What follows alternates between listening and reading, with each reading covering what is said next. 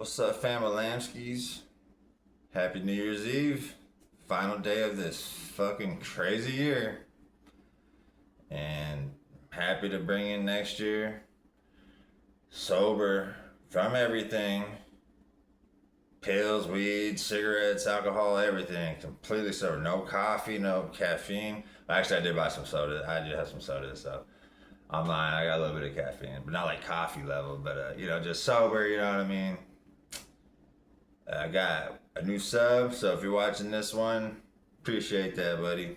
Um, Today is a good day. Tired as hell.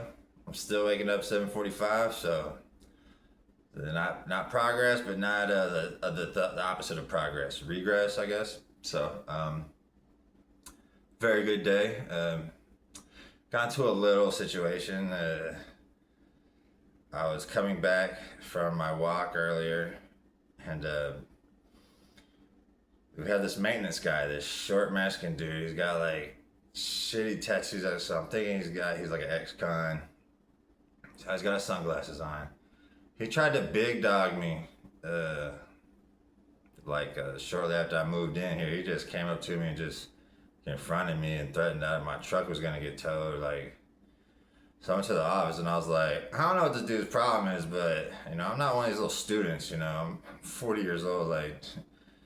So I don't want it to happen to him. I'm just letting y'all know in case this is like a common occurrence with this guy. So I'm coming back from my walk. I see him leave the leasing office and he drives, in front of my building. And as I round the corner, he's already parked and he's confronting this kid who's smoking a cigarette.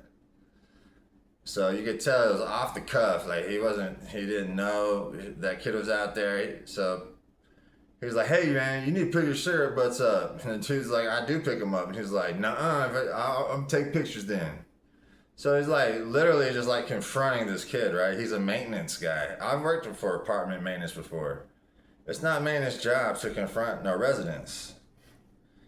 What you do is, if you're maintenance, you let the leasing office know, hey, dude who lives in this apartment is doing this. And then let the leasing office handle it, because they're the ones with authority.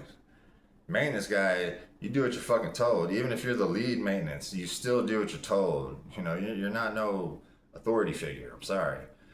So I checked my email because that's where the emails are for the leasing office, or what I thought was the leasing office, right? So I sent a little email to him like, hey man, I don't know what this dude's problem is, but he tried to give me trouble recently, and now I see him giving another person trouble, and that's not his job, and I think he's gonna make things hard for y'all. So just take it for what it's worth. You don't have to respond.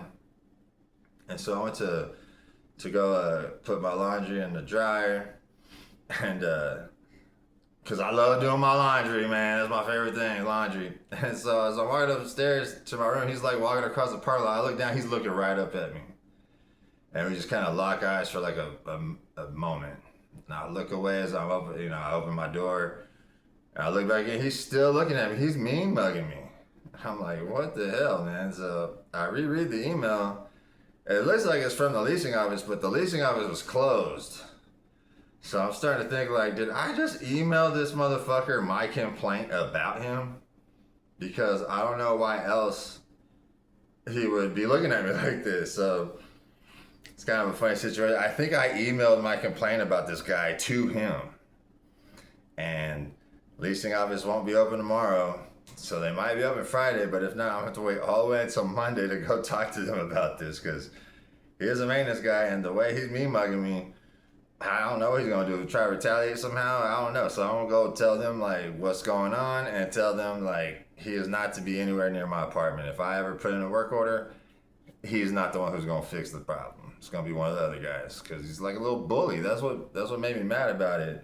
He's just confronting people, especially because I have experience in the job. Maybe not. I worked on a maintenance crew for this apartment complex for 2.5 years. That's not what we did. So we'll see how that goes. Maybe I should have just not said nothing, but it's kind of funny if I did send the email. So I woke up, backtracking. I woke up, went and donated plasma. Good times. This is the $40 day, so Of course, I went straight to Walmart, fucking blew it all because it's so easy to blow $40. You know, I'm being cheap as fuck. Like it's too easy. Like it's just way too easy. But it's so much fun. I mean, you know, what are you gonna do? And did my laundry and just bullshitted. So then I went on my second walk, and I waited a little late, like a little bit after 5.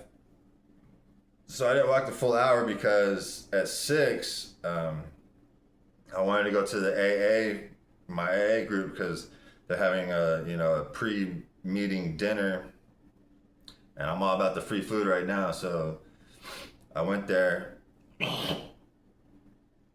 So sorry, I needed to do that. Please forgive me for that.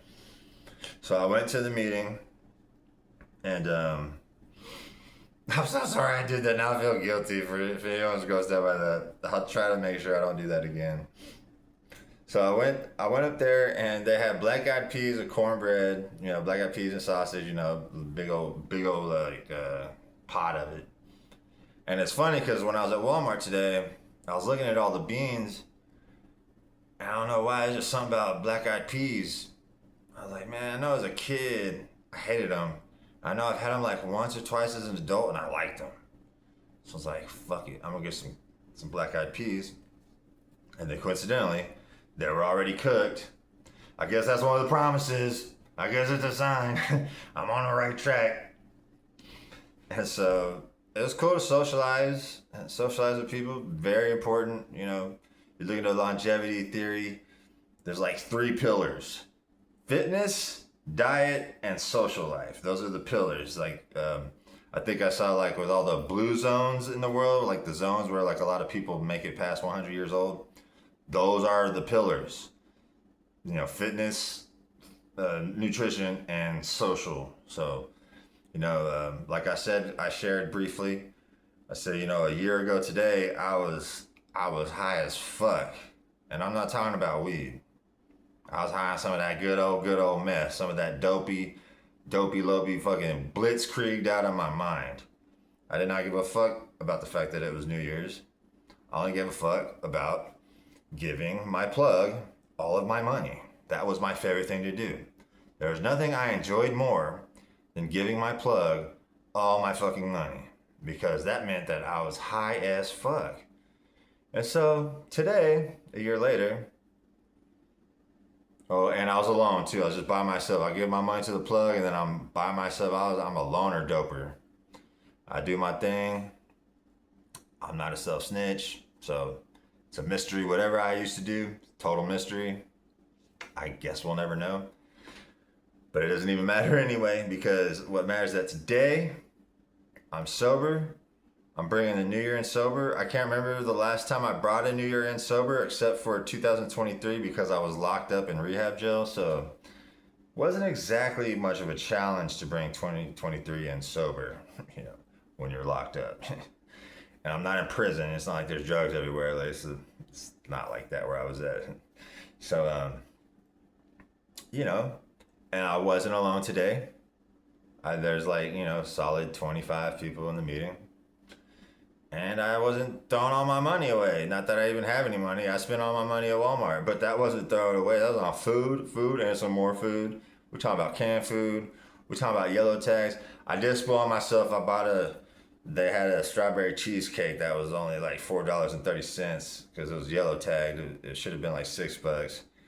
And I haven't had cheesecake in so long. I love that shit. It's so good, man.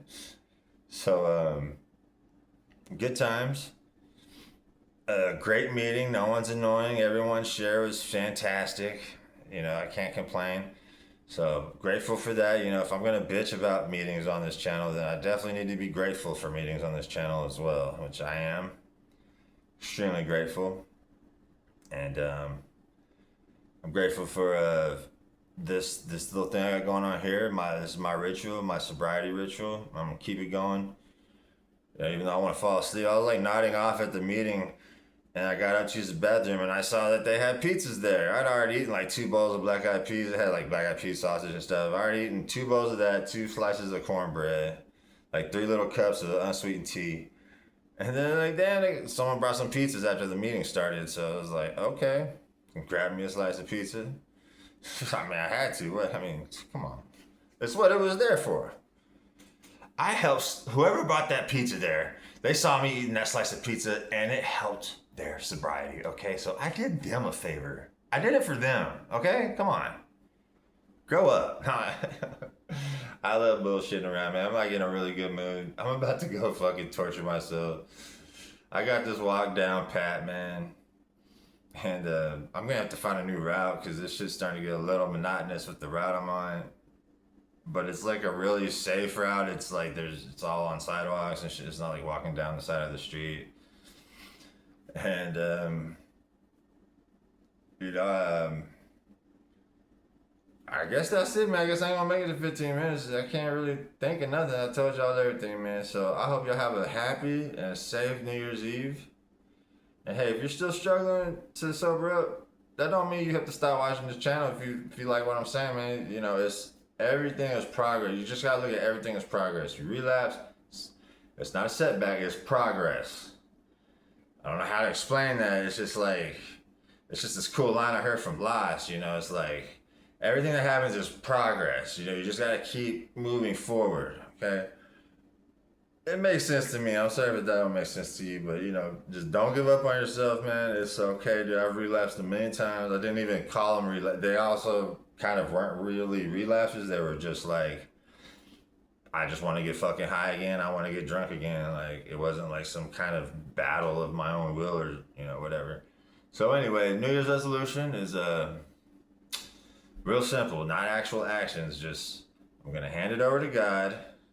Anything stresses me out, just you know, ask God to forgive me and let Him sort it out for me. And all I have to do, like they say in AA, which is you know one of the good cliches that I do like, all I gotta do is the next right thing. That's it. Well, I shouldn't say that's it because it's way harder than it sounds, but that's why that should be my only resolution because it's not as easy as it sounds. But you just gotta do the next right thing. Keep it one day at a time. I do never want to drink again for the rest of my life. You know, when I first came into these rooms, you know, it's like, dude, there's no way I can go the rest of my life without this or that. But now it's like, dude, I'm over it, man. I'm over it. But still, that being said, one day at a time. Anyway, guys, love y'all. I'll see y'all next year. You know what I mean? All right, I'll see y'all later.